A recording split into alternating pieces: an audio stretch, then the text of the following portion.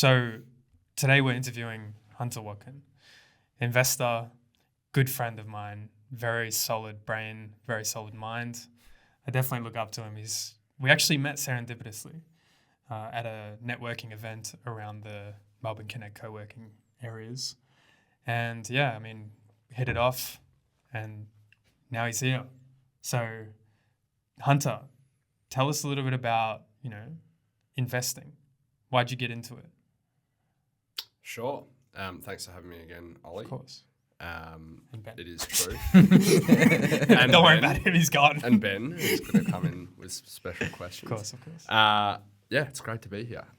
So background and investing. So I have been a venture capital investor at Ramsand for coming up on 3 years. Ramsand is a Melbourne-based firm but has team all across Australia. The background on coming into investing, basically, it's not from when I was born. It's probably from a couple of years before I graduated. I did both law and commerce at Monash University. It was a grind, wasn't super inspired by the typical pathways you'd take. Was someone that knew they wanted to make a massive impact, found service-based work somewhat interested in refining a skill, but was much more obsessed with how can you actually change the way people do things, make it more efficient, spend less time on the stuff that burns people out. And both my folks were lawyers, have worked incredibly hard, earned themselves comfort and safety later in life. But I was just hungry for something a little bit more different. So in my final year, underemployed, at home, middle of COVID, having just done a couple typical internships, basically reached out to Ramsand, like a good hustler that's looking for a role should. And they said no originally, and then a month later, they actually came back around and we had a few calls and I started screening deal flow for the firm. And yeah, on reflection, if you do want a job at a venture capital firm, you do need to tailor the outreach, obviously, but have a think about what their problems are as a firm and how you might be able to hit the ground running and add incremental value to them. Can chat about that later. But of course, yeah, that's the journey to investing. Can go deeper on what venture capital is, if that's helpful for your audience. Yeah, I'm happy with that. Sure. I was going to actually ask, when you first applied for the investors role, what is the biggest pitfall you fell into when applying for the investment position? Pitfalls that I've observed with other people applying? No, just for, reflection of your own experience. So the biggest mistake I made early on? Yeah. Not in applying? Or even just when applying. Okay. I think, to my point earlier, you've got to think about what are the problems that a venture capital firm faces. They're a bit like a startup. They've got scarce resources, most of them, and very finite time and attention to dedicate towards training someone or perhaps making sure that they're ghosting them and following them along the journey. So I think you've got to think about, all right, what does this venture capital fund do? What does it have to deal with? What are the jobs to be done? So you need to learn about the functions of a VC firm. And then what kind of incremental project might you be able to do that might help them? So an example of some work that students have been doing in Australia is helping a group called Cut Through Venture with a whole lot of data-related projects, whether it's surveys, helping them collect information, build reports and turn that into distributable material for them that helps that group Cut Through increase its brand, increase its awareness and drive deal flow, which is a critical thing for venture capital firms. So yeah, the main pitfall is just make sure you're not thinking about, geez, I really want a role and offering yourself up as desperate and impressionable. Try and go a step further and put yourself in the firm's shoes and propose a body of work that you could do that's low friction for them, that has no, I guess, negative. I think that's reasonable. Yeah. Find something that they need. Think about it a little bit before just applying. Don't just say, I want to work for you. Say, here's what I can do for you. And I've actually put some thought into this.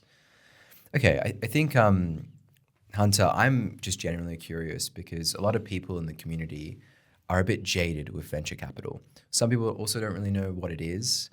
Some people think that it's just sort of make big money, sort of do that. Can you describe to our audience, like, what do you think venture capital is, and what is like the biggest misconceptions that the public and founders actually have about it? Yeah, it is very possible to become jaded in venture capital, no matter what kind of stakeholder you are, both founders and investors. Part of it is because everyone on each side is fighting over an outcome that only accrues to, a very small minority of people, right? And to reach that, a lot of amazing things have to be true on both sides. And it's a bit of a treasure hunt. As an investor, my job in venture capital is to think about the areas of innovation that could really take off, make sure that the market is extraordinarily big such that most businesses are precluded from attracting venture, and then go about trying to find companies that have the perfect team to solve a problem that they'll likely be competing with people at a global scale on. And then I guess on the founder side, how you might get jaded is the process of raising venture capital, which you two have been exploring. It's not like it's super high friction. You can't, to some extent, when you have a conversation with someone, you learn what they're looking for. You can store the questions that you've been asked and answer them better each time. But you don't have this like running Notion page that every single investor is keeping up with and reading top to bottom, such that the next conversation you have, you can assume that as read. And so that's why I think on the founder side, it can be a process that makes you jaded. And it's part of like something that venture investors are very aware of, and it probably frustrates them as well. I think you should have that in mind as listeners. And yeah, it's just it's an inefficiency, but a reality of venture capital. I think, why is it like that? Ultimately, investors are looking for something that's like proprietary in terms of an investment opportunity, and they want to feel special.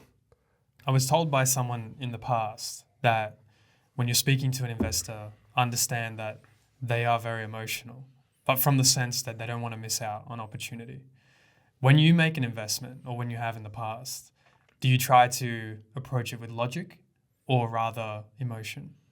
Good question. That is true. Fear of missing out is a very important thing that founders should try and leverage. How that looks today, like to answer your question on approaching it with logic or emotion, it's a combo, but how that looks today when it comes to this fear of missing out thing is, why should I be petrified about missing out on investing capital right now rather than waiting till you next need to rattle the can or run out of money, or perhaps never need to raise again? And that is really, really magnified in a capital constrained environment that we're in right now. You will have noticed that the definition of pre-seed has shifted immensely, as has the definition of seed. And for a lot of investors, they're just giving you a too early without super helpful feedback around a milestone that's definitely going to unlock their capital. But that's actively happened to Ben. Yeah. I mean, Ben is engaged with a tremendous amount of different investors all over the world. Yeah. Many in Australia of which have said, in other words, you are too early. Yeah. As if we need to be listed on ASX before we get an investment. Yeah. Right? Yeah. So I suppose pre-seed, seed funds or seed rounds of funding, I'm a little bit confused myself as to what the difference is. I mean, Oliver and I have both been confused. We've been sort of going it back and forth. Sometimes are we we pre-seed? just- Are we seed? Sometimes we just say seed. Sometimes we say pre-seed. Depends on the day, what way the sun shines. So what actually, I guess the question I really have in mind for you is what actually is venture capital? What is the goal of venture capital? And then, maybe you can take us through the pre-seed and seed and dispel our misconceptions. Sure. So venture capital is funds management. I work on behalf of a fund as an investor. The people's money that we manage is a combination of very wealthy individuals through to super funds. We, as Rampersand, only manage the money of individuals and family offices, but a lot of the large investors, particularly overseas, manage super money. Our job is to deliver returns for our investors, fundamentally. Some venture capital firms will have other mandate things like there has to be a unit of positive impact for every unit that is sold by a portfolio company. And so in the practice of that, we are looking for companies that have potential to generate hundreds of millions of dollars of revenue a year and that cost very little to get to that scale. And so you are looking for extraordinary businesses. Does that answer your question on what venture capital is? Do you have specific follow-ups? I think also that there's this notion that venture capital differs from traditional investing because we know, and just statistically speaking, that the vast majority of startups that you back are going to fail. And so we're relying on that one startup that makes outsized returns in order to reach the overall returns that you're expecting for the fund. Correct. In total. That's right. And, as startups move through certain phases, you are less likely than likely to raise the next round of capital. So as a seed fund, we probably expect that a good majority of the companies we back, we hope, will raise follow-on rounds, but the reality is that not all of them will make it into a profitable business that someone else wants to buy shares in, which is how you make money as a founder. So yes, you're right, Ben. The vast majority of startups that most venture capitals back will go to zero. To be honest, the hope is just that they can discover that quickly and move on to the next thing rather than that take a long time to discover, which is just the reality of doing something really, really difficult and challenging. Working out whether you're going to get there can take a while. So what is the hit rate of a good VC in terms of successful investments? It's funny because it depends on success. It depends on what successful is. So there is a fund in Australia that's got a really strong brand called EVP. Their brand is that they will back companies that probably aren't going to go into the orders of magnitude of 100x necessarily, but that are very highly unlikely to go to zero. And so that just kind of means that their success or their bounds of returns are somewhere between zero, but most are between 1 and 10, maybe 15x. Whereas other funds, I hope they're okay with me saying this, but there's a pre-seed fund in Australia and globally called Possible Ventures. They will only invest at the pre-seed stage in bonkers ideas. So it has to be impossible Yeah. at the time they invest almost, I think is their mandate. That's funny. And for them, I would be absolutely certain their hit rate is lower than EVPs, but they are probably seeing a couple companies that return much more than any one of EVPs. I don't know. I'm speculating. Yeah, I suppose it's just more risk but bigger return kind of analysis. Yeah. So going back to the other question, pre-seed versus seed. Yeah. I feel like the definitions of those have become a little bit skewed over time. So let's talk about that. What is the difference? So the way Rampersand looks at it, you are at probably the seed stage. If you've got a product in market, people are using it and there's an opportunity to monetize. People would pay for it, but you might not have turned it on yet. Pre-seed is your idea stage. You haven't really got a working MVP that people are using and getting value from.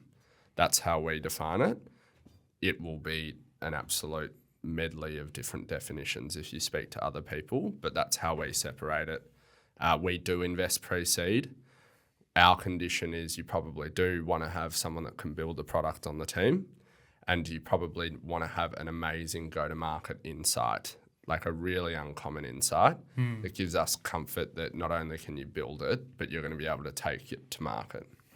I suppose, Hunter, you've also grown up potentially listening to people like 20VC and looking at the returns from Founders Fund and venture capital firms in the US. What do you think is the main difference between venture capital in the US versus Australia, and what can we learn from them? Oh, great question. So there's a couple ways to look at this. One of the easiest ways is like the mindset of a founder. I think a lot of this is changing, but in the US, if you don't rock up thinking and articulating that you're the best ever, people will just laugh you out the room. Like you just won't get a run because it's so competitive there. Yeah. A lot of people are the best ever. And so if you don't rock up with that confidence and mentality, you're not going to get anywhere. Like Ed Hovey said, be American. Yeah. Be big. Here is kind of the inverse. If you do rock up like that, it's still great, but it's not necessarily the majority of people. And I reckon I was always this way. Don't oversell yourself. Deliver results. Be reasonable. Show both sides of the argument. Don't be insincere. Which, like, there is a balance, but a great deal of Aussies are like that. And I think certainly my boss feels this a lot. I'm sure others do. Like self-deprecation and setting limitations on yourself, it just doesn't bode well for raising capital, leading teams, that kind of thing when it comes to building something that is abnormal. So that's one thing that I'd say is different. I would say, interestingly, I just went to the US for a few weeks, just zigzagged around New York, SF and LA, meeting VCs and operators. They're interestingly probably more candid over there about the performance of their fund, just because the ecosystem is so much more mature. Like people move around funds over there like, you know, Deloitte and EY here, like those classic accounting firms. Whereas in Australia, a lot of venture firms are still startups. Everyone is still, I guess, finding themselves as funds and individual investors. And so over there, everyone's a bit less nice on the surface, but probably a bit more direct. Here, everyone's quite nice on the surface, but underneath Judgmental. And like competitive. And like I'm not saying that I wouldn't fit into that category. It's just the nature of the different ecosystems and their maturity, I would say. And when it comes to innovation, like I think you put two startups together, an Australian startup that reaches Series A and Series B, you can almost be certain the quality of founder is going to be stronger than the average startup in the US. The reason I say that is there is a lot more to overcome as an Australian founder that's getting to that stage. You've got to go to a new market, set up without existing networks, all that kind of thing. So I think the startups that do get through to that stage from Australia do comparatively better. That's interesting. What do you think are the main barriers for Australian startups? Is it just in terms of accessing capital, like the risk appetite for investors is lower here? Or could it be that Australian founders on average aren't as good as US founders? So I wouldn't say it's a capital issue. Like I wouldn't say it's an access to capital problem. I think that in this market, yes, it's a bit harder to attract overseas capital, but there are enough funds around such that if you're near enough to the grade, there is capital available. Now, there will be friction in finding it, sure, but I don't think that's as much of a barrier. I think the bigger barrier for an Australian startup is if you're building in a niche vertical there can be this awkward market sizing challenge where you could dominate Australia and it might be like a somewhat geographically tied startup, but that's not quite big enough for venture capital. And so you either have to have, a marketplace that has cross-border network effects or a software that isn't tied to jurisdiction by regulation or any type of, system. Yeah. They're the awkward ones, and I regularly meet great startups that I think can generate themselves a lot of money should they get the funding, but are just an awkward fit for venture capital funds. Now, a venture capital fund that is trying to return $20 million will have lower sensitivity than a venture capital fund that's trying to return hundreds of millions. Right. So I think we've seen a couple of startups in Australia sort of leave recently because they weren't able to attract funding, even though, for example, their Synchron by Tom Oxley was competing against Musk's Neuralink, and yet they had to move to the US, and their workforce has been cut down a lot in Australia because they weren't able to attract the funding that was necessary. Maybe a similar thing might be happening to Cortical Labs. I'm wondering, why that? Why is it that even when a company that is succeeding at such a high level and has moved to the US, why is it that we still can't back them and they leave? I think it's fair to say there are some certain profiles of company that are less comfortably backed by Australian investors, and it's probably not a market size challenge. There's a company that's not announced yet that was in market in Australia for 6-9 months, went to US and raised from arguably the best possible fund over there. And that's a shame for the local ecosystem. And I know that there were funds wanting to back them, but just couldn't quite get comfort with the capital pathway. And it sounds like you guys have some case studies like that. There are certain industries that I think there are gaps. I think consumer-facing software, I think generally investors don't quite get comfortable with in Australia.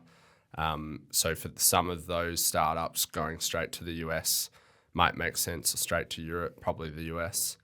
I think medical devices are a tough one. There are some early stage funds that will back them at the idea stage, and then there's a bit of a valley of death until it's like FDA approved or something like that. Yeah. And so I think it depends on a case-by-case basis. Let this be a call to arms for investors investing in that space to come straight to me, because I do meet amazing startups in this category and am probably less helpful than I am with other startups when it comes to connecting with the right capital. So what is the most investable kind of industry for a VC in Australia? AI infrastructure right now. And there is some of it, but not lots. And I think, on my recent trip to the US, I got a really crystal clear view of how they view the right pedigree for that kind of startup. And I think, AI infrastructure is loosely described at the moment, but AI is all the hype at the moment, much like Web3 was for a little while. Australian investors are open for investing in that kind of technology.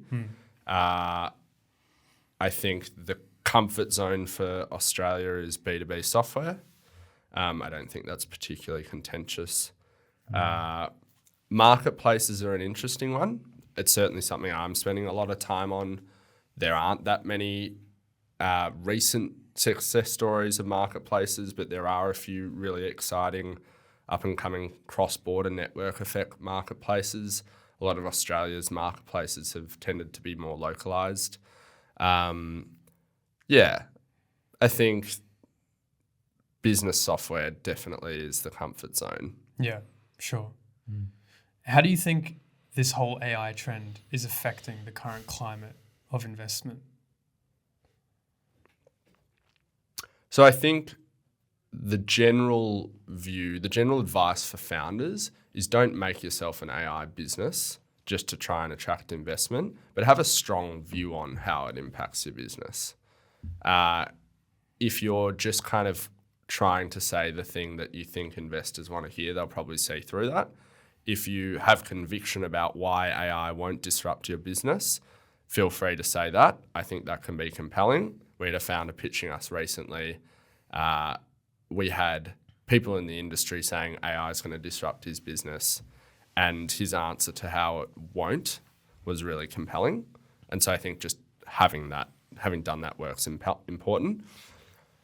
I think there's like one thing, I don't know how you back the right company early stage around defensibility, but there's an opportunity for like a lot of AI applications right now are not production grade for businesses to readily use or rely on. As soon as you're relying on something and you're delivering a professional service, there's a high bar. But there is going to be applications that reach that over time, and it's going to be more useful for like the lower end or lower risk of the market before you get to like law firms, healthcare, whatever it is. I think like there's a Stripe or a Zapier type play where you just embed generative text solutions, that kind of thing, into workflows, and the easier you can make that for developers to self-serve and do that, that's a great business. And I think that's where most startups should be treating AI. If you're not an AI first business, wait for that kind of solution to come along. Definitely have a strong view on it, but don't feel that you need to contort your business to attract funding just because that's what investors are looking for. I think what you're referring to is, companies like LinkedIn and Google Docs that might not traditionally be, AI businesses. They're sort of service businesses or social networks. They will include generative AI into their workflows to smooth things out for customers. They're larger companies that can probably have full teams to like have an embedded AI assistant. So like Notion, for instance, has AI. It looks like it's part of the UX, that kind of thing. For early stage startups that generating text, generating a letter, generating some kind of print might be relevant to whatever workflow they're supporting, but they shouldn't go and make sure they're doing it perfectly and embedding it if it's not core to what customers want. So I think as an early stage startup, wait for the solutions that make that really low friction. Yeah. Yeah. A lot of people are saying, or at least they're worried about the current state of like the investment world. It's harder to get an investment now, December 2023 than it was in January 2023, it seems. Do you think that there's a investment Armageddon on the horizon? No, I don't think there is. It depends like who you are. There will be people that have that experience. Venture capital is not going anywhere. There's comparatively more dry capital at the bottom of this cycle than there has been in previous. Yeah. I don't necessarily think it's like the worst is over. I still think there's going to be some pretty heartbreaking stories of companies that perceptively did well and could have otherwise gone on to do very well, but just got their timing wrong with how much capital they raised, what their capital stack looked like, that kind of thing. The reality is it is harder. The positive is if you can endure and weather the storm and you can survive and put one foot in front of the other instead of trying to do too many things at once, there will be a much scarcer supply of progressed Series A and beyond technology companies. There will be available capital, probably more than there was in previous cycles, and they will be fighting over investing in these companies. So I would have faith that the market will correct, that if you're worried about dilution right now, that's fine, and a lot of companies are. But in the future, good companies will be rewarded. There will be capital. It is, don't get me wrong, it is harder for pre-seed companies right now. Yeah. I mean, we're feeling it. We're feeling the burn. That's for sure. No, soon will be seed. Don't worry. Soon enough. I think a lot of people view investment, well, there are competing views about what venture capital is in terms of, is it more of an art or a science? I've seen some venture capital firms have like very strict criteria on scorecards, and they sort of ask their investors to rank each startup on defensibility and on various metrics, and they almost invest from that number at the end. And then other people just go based off gut feel, just intuition. I think these founders are great. I really want to back them.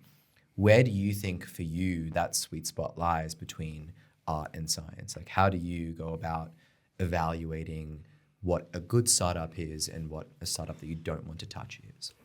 I would say the way we invest, the way I invest at Ramsden is we do have those frameworks, we do have those criteria, we do have those checklists to make sure that we're doing all the mental gymnastics required to think about how a company might play out.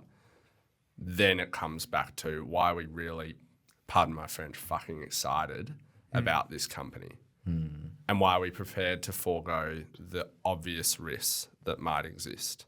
You need to have that approach when it comes to early stage startup investing. Two things to note. One is if the company is not really fucking exciting to the naked eye, then we need to make sure that it is to a profile of people that would want to work there, because ultimately early stage startups very much live off the quality of the team and their cohesion. The second thing that is particularly important that you learn in these markets is resilience, and not only resilience, but the founders have got to want to live like an extremely unusual life. They've got to want to dedicate themselves to something, and they've probably not got to be satisfied with either, they can't be satisfied with just earning an above middle class income and then just being like, great, I'm done. Like if a founder is going to be happy with $5 million exit and then, just taking the foot off the gas, you probably don't want to back that as a venture capital fund. You want to either back a founder that will stop at nothing because they're on a mission. And like there's one very clear example in our portfolio. I won't name it, but if someone wanted to go in there, they could probably go and guess. There are many, but there's one very clear one. And then otherwise, the person has got to want to be filthy, filthy rich and dominate the world. Like you are kind of looking for those two categories, or the team. And so you guys might be one of those. Yeah, low key, Ben and I just like Just we fist were bumped under the table. straight up being exposed live. And you know what? Like I don't know if I'm yet at either end of those spectrums. Yeah. I do want to start a company, but I'm not sure if I'm there right now. And so I think venture investors are looking for that kind of abnormal potential. I want to walk through a brief exercise. I just came up with this on the dome. So, you're an investor. You got good experience. Let's paint a picture that you had to leave your current life and just go and start a new life, starting at absolute zero. What is the first thing that you would do in order to get yourself back off the ground? Let's assume I'm an 18-year-old, like Sure, a mature adult. Yeah, at of least. course. Learn to Yeah. walk. Yeah. Let's So what first? Like, fumble around for some food. Yeah, I don't know. To be honest, like I'm not regretful about what I studied and feel very strong and able to take on the world now. But when I was at school, what I thought was going to be helpful to me later in life was very incorrect.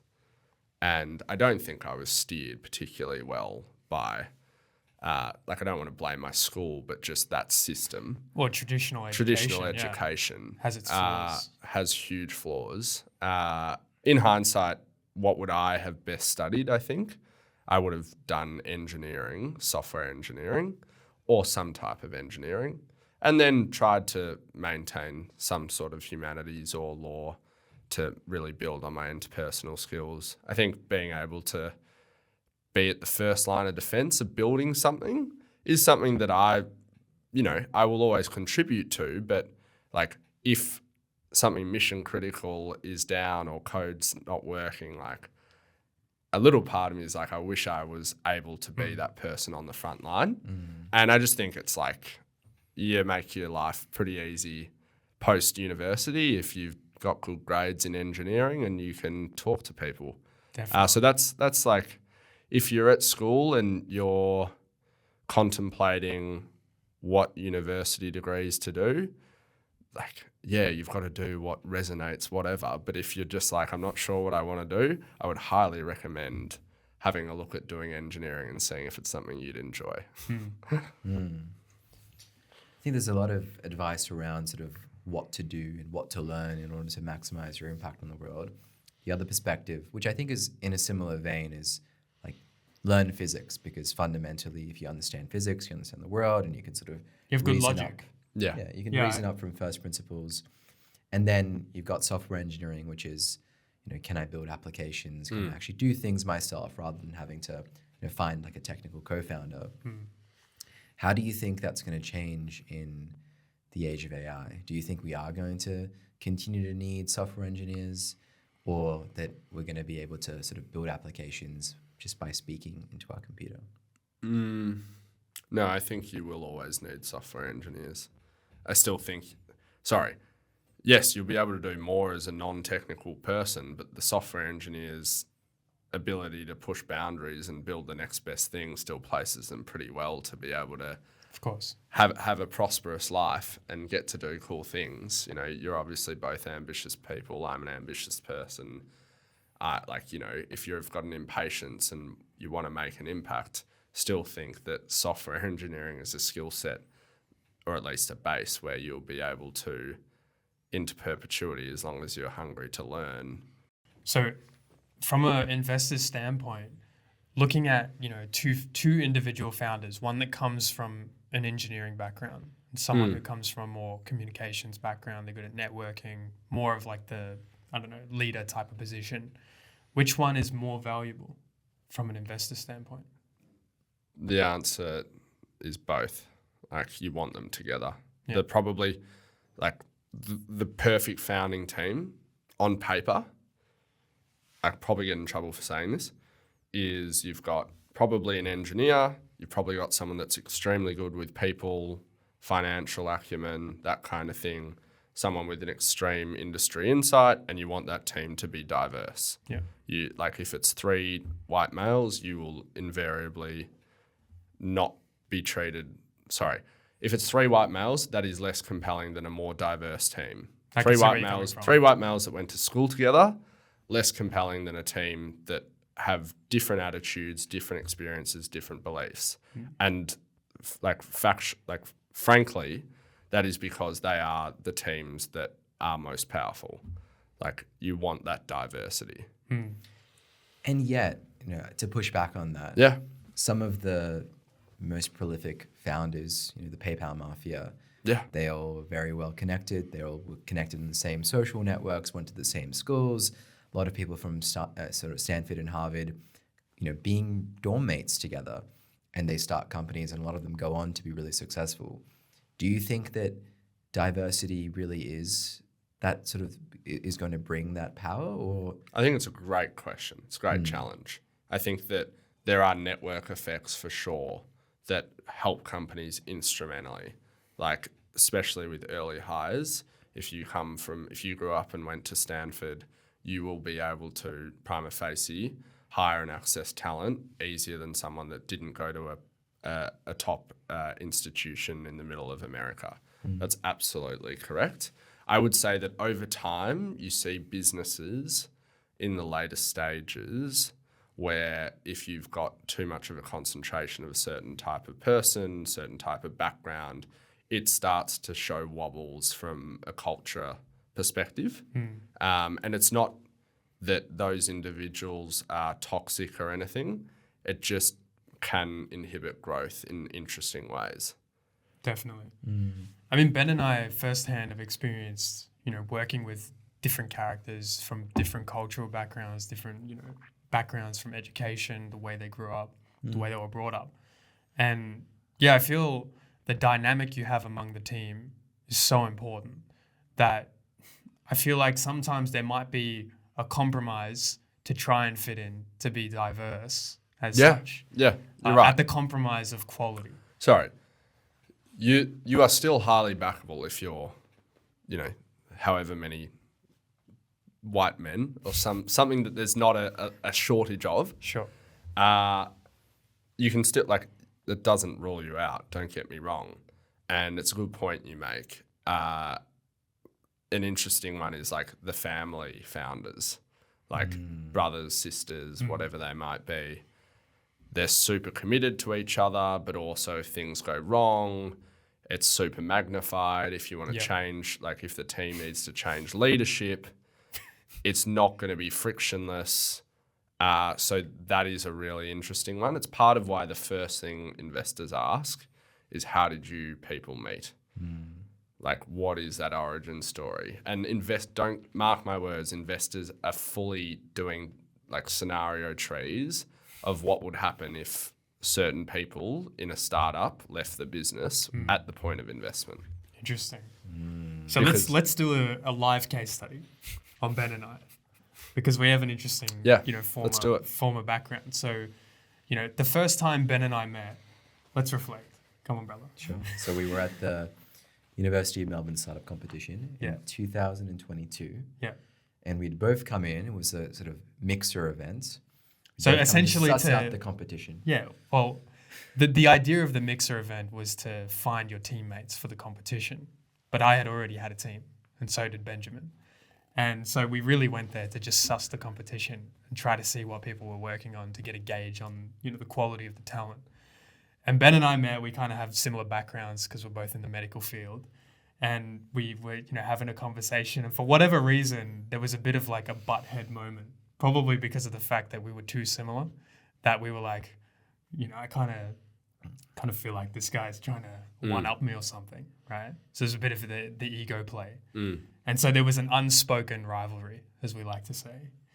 But, throughout that competition, that probably grew actually, the rivalry until the end. So we both managed to get into the finals of that year. I actually remember when we went into the finals after we had both pitched, Oliver called me just on Facebook Messenger, and I just happened to have my notifications on. Be honest. And I remember I thought to myself, and I actually told my team this, looks like my arch nemesis is calling me. And I picked up, and he was congratulatory. We'd both pitched. None of us had won yet. We didn't know the outcome. We didn't even know the outcome.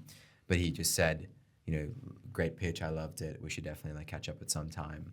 And I think that was really good, because I probably wouldn't have done that to you.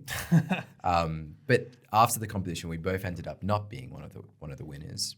And we caught up a few times. We tried to start a cancer diagnostics at-home test. Yeah, just bouncing around ideas from startups in the local environment.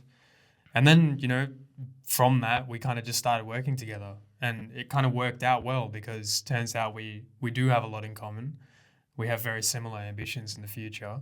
And I suppose complementing inadequacies in various ways. So when we go and have, a session where we go and work hard, Ben will be working on certain things and I'll be working on certain things. And they're almost like, I don't know, they're like updating live on the screen, and I'm fixing things that he's writing, he's fixing things that I'm writing, I'm creating slides, he's fixing slides. It's just a very good work dynamic. And since then, we've kind of kicked it off and, been working together since. So we're good friends, but there are risks, right? Yeah. Especially given hearing the that rudimentary phase of where we met. We were rivals, and it was like unspoken rivalry. No, I think that's a good thing. Like, what you've shown is you're competitive, you're ambitious, you're capable of breaking bread with people. One of the things that investors monitor right from the outset, which is an awkward thing that just exists, is founder dynamics throughout. And so you guys are you've been working together for a while. That does count for something. And over the next little while, as you do potentially go on a startup journey, you will be relying on other people in your network. You two will not be the perfect duo for whatever business you build alone. You will need other complementary advisors. You will need other complementary team members. And I think what will be important is just being super upfront about what your weaknesses are individually as a team, calling that out with investors. Showing that awareness is definitely a strength, and there are startup founders that are petrified of showing weakness, and it manifests in avoidance and avoiding problems. And the faster that startup founders can identify their existential risks to their business, the faster they move. So do you think it's being scared of admitting the things that you aren't good at to your co-founder or to investors? I think it's both. Like being really transparent about, okay, what's the number one thing that's preventing you guys from making progress right now? Acknowledging that with an investor, making that into a milestone that might change things with an investor or change things as a team, something that might really unlock progress. Just being like checking in regularly for that high level conversation is super important. Yeah. Good. Interesting. Fascinating. Something to ruminate over. So in terms of you let's say you have a co-founder relationship already and you've got someone in mind that you want to work with. How do you make sure they're the right person? Like what sort of conversations do you as an investor want founders to have had in order to make sure that that is a relationship that is likely to persist in the face of time and adversity? Great question. You want a long-term mindset, like from both parties. There are many a case where businesses progress and certain founders are no longer a fit for the business by their own admission or not, or by their team's admission. So, but you do want that long-term commitment to the business, absolutely. You don't want to be a tourist with this kind of thing. I think other things that you should be testing a co-founder for are probably more around like lifestyle preparedness, like being able to lever up and support each other when certain important things come up is critical. But if you're someone that's ready to work to the bone for 5 to 10 years, which a lot of great founders do, then you want to make sure that your founder's got the same level of commitment. Like you're probably going to be owning the same amount of equity. You're probably going to be earning the equivalent of $9 an hour for 3 to 5 years. And so if your founder's coasting and they're like coasting might look like going to heaps of events, not being there with a high ROI mindset or saying this is too hard and not taking responsibility, whatever it might be, then that can really hurt a founding team as well. And investors see that as well. And if they don't think equity is proportionately spread, then it can be a compromising thing. So yeah, you want to be on that similar wavelength. Yeah, absolutely. I feel like that's fairly good advice for the general. Very good. So, you've had a lot of podcasts yourself. Abstraction. Yeah. Lots of guests that you've talked to, potentially people that have been, a lot more interesting than some of the guests that we've had on, or a lot more diverse, mainly founders with really interesting ideas, really ambitious projects. What is one of the most sort of ambitious projects that a founder has presented to you, and what did you really love about the way that they demonstrated their idea? I've got to pick a favourite from the podcast. Not just from the podcast. It could be from someone that you've interviewed, or someone that sort of pitched to you as well. I think so. I'm a fan of a startup called New Road, which is this. I don't know if this is the wackiest startup, but I think it's something that you're like, the story is amazing and it could potentially have a really clear positive impact on the world. New Road is basically a wearable device that I believe you put on periodically that replaces taking certain drugs to treat ADHD.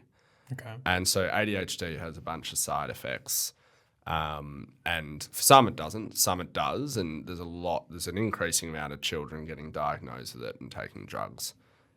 This startup founder has the story of, her name's Natalie, incubating this startup in her garage, did, neuroscience for 6 years, never known anything else, works with her co-founder in the garage and goes on that kind of journey where it's just been, this is the life's work from the start. Still very early stage. I don't have the latest update on where they're at, but I think every now and then you meet a founder that just has intense founder market fit, and you kind of know that that's what they're going to do probably and for the rest of their life. And so meeting founders like that is really cool. On the podcast, I mean, a classic example, highly encourage people to listen to it, is my interview with Olympia Yaga, who is a founder from our portfolio, who's got a pretty amazing business, very fierce founder, solo founder. And So from what I can, sorry to cut you off, maggot-filled robots to combat food waste. correct. Yeah, that's as concise as you can get to describe that business. Jeez. But yeah, basically processes all kinds of waste. Yep. Maggots consume organic waste, and then both their excrements and carcasses can be sold, and the process of doing that with a robot is cheaper than taking your waste to landfill. So a pretty cool business, clear incentives, bit happening, run by this legendary founder, Olympia. Highly recommend people listen. Yeah. Absolutely. Crazy name, Olympia. It's cool, isn't it? Olympic level founder. I think going back to your story, and you got into investing because you wanted to have an outsized impact on the world. You've said in the past that you've always feared being what your friends and you describe as a barcode. Someone who tags in and out of a building daily to do highly replaceable repeat work. You instead wanted to maximize the impact I could have and the knowledge that you could absorb as early as possible to avoid this. What type of impact would you like to have in the world and within your community? That's absolutely still true. Where did I say that? Did I say that in the podcast? I'm I not think sure. you may have, yeah. Oh no, I think I said it in It's an article. Yeah, in an article. Yeah, that's still absolutely true. It comes back to that fear of just doing a job that the next person couldn't do, and doing a job that you either do or do wrong, and just waiting for your time to get a promotion that is on a certain periodic basis. Like that, just I cannot fathom working in that environment. Maybe it's a super privileged view, but that's just the way I think about things. To be honest, at this stage, Ben, I don't yet know what my outsized impact on the world is going to be, but I'm pretty hungry to work it out, and I'm still in that process. And I would be, fortunately, I would be very, very, very stoked if that is being, Australia's best ever venture capital investor. I'm not sure what the path is to get to that point, but that is a potential impact that I want to have. And I'm not yet sure what success would look like to be that person either. Like, you're probably not wanting to just be making money. You want to be doing something else. And so I'm still working that out, frankly. I don't have the thematic that I'm super committed to. That's probably one of my challenges going forward is like, I'm becoming a specialist venture capital investor, but like, what is that niche that, we expect founders to nail? Like, what is going to be my special thing? Still working that out. But yeah, I'm still hungry to make an impact and don't want to be a barcode. Absolutely. I think we should probably wrap it up. What do you think? I think I'm curious a little bit about how you navigate the hunger with also enjoying the moment, right? I think you mentioned these founders that are working Endlessly. for $9 an hour endlessly for 5 to 10 years, and they probably won't succeed. How do you suggest, and I mean both for others and also for yourself, like how do you unwind? How do you ensure that there's a balance between the hard work and also enjoying your life and not letting it sort of drip by? Yeah, good question. Haven't nailed it, not doing an amazing job of it. You could probably ask my friends. They probably think I could get the balance better. I think that venture capital investors, even though some founders find them extremely frustrating, they do have a pretty difficult job because most of them are hungry. Their metrics for success can be quite binary depending on where you work, and you've never done a really good job. You don't have feedback loops, so you're constantly kind of anxious to do better and do more, and so venture investors can burn out. A lot don't spend as long as you might think in the industry. Don't get me wrong, it's an amazing job, but yeah, you can get exhausted. And because it's so fun and so engrossing, like, yes, I'm listening to that podcast you mentioned on the weekend. I'm listening to tech as a form of sort of enjoyment. And so, yeah, for me to unwind, I need to be really deliberate about it. So, I'll go camping or I'll go to a music festival and have that sort of very designated time off. I'm not the sort of person that goes and, reads a fiction book for half an hour here and there. Not a huge meditator. Hopefully one day I'll appreciate that and do it. But yeah, I never quite got into that either. Yeah, I feel like it's a big thing. thing. I kind of envy it. Yeah. Because there are moments where there are a lot of thoughts, and having the ability to wind down through breathing techniques and meditation just seems very tranquil. But I haven't quite unlocked that side of my brain yet. I would refuse to believe that knowing the amount of stuff you're doing, you're meditating. But yeah, the truth is it's very hard to find life balance. I think it's more about finding the one or two or three things that give you a lot of enjoyment outside of your work, because you don't want to be fully 100% all in on your work. You need to have some other things. Absolutely. So we want to switch it up a bit before we wrap things up to just briefly a quick fire round where we just ask AI generated questions. Your intent here is to just answer off the cusp. Yeah, right? like one word answers. Or just, whatever comes to mind first, right? So the first question, if you could time travel only once, when and where would you travel? 1966 AFL Grand Final, St Kilda's only premiership. Very cultural. If you had to choose 3 songs that you feel represent you the most, let's just do one song. Sure. Which tracks would you make and why? It would probably be just because I really like them and it takes me to a different place. A psychedelic jazz band in Melbourne called Mild Life, and probably just their best song, Magnificent Moon. Highly recommend people tune in. Gotta have a sus. We'll do. For straight sure. after. If you could swap lives with someone for a single day, who would it be? Good question. Generic names currently coming to mind. Let's do Elon. It'd be funny. I was pretty picky. Like. Just to see. Yeah. Just to see. You probably want to dome yourself after that. I don't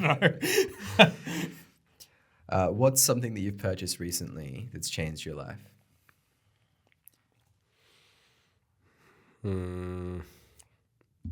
Oh, yep. Skull shaver. So for those that, is this going to be video? Yeah. Yeah. So I've got a nice clean shaved head. That's it. Before that, and you can tell there's a lot of like balding people that haven't yet discovered. You can get this 4-blade thing that I've seen it. Shaves your head in 2 minutes, and I don't have to think about it. It looks the same every day. I'll look the same.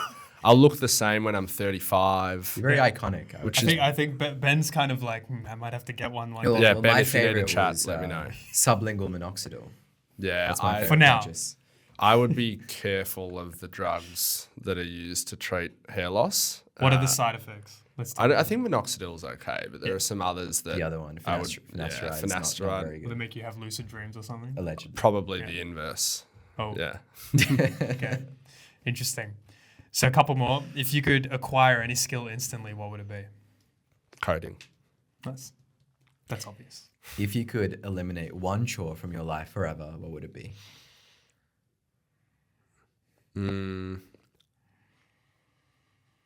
Washing my car. Why? Probably, that's an excuse because it's like hideous. Okay. It's really dirty. Fair enough. I think we should finish up there, yeah? So we'll move on to one final reflection question, a bit philosophical. What is the single most transformative realization or piece of advice you've encountered during your journey?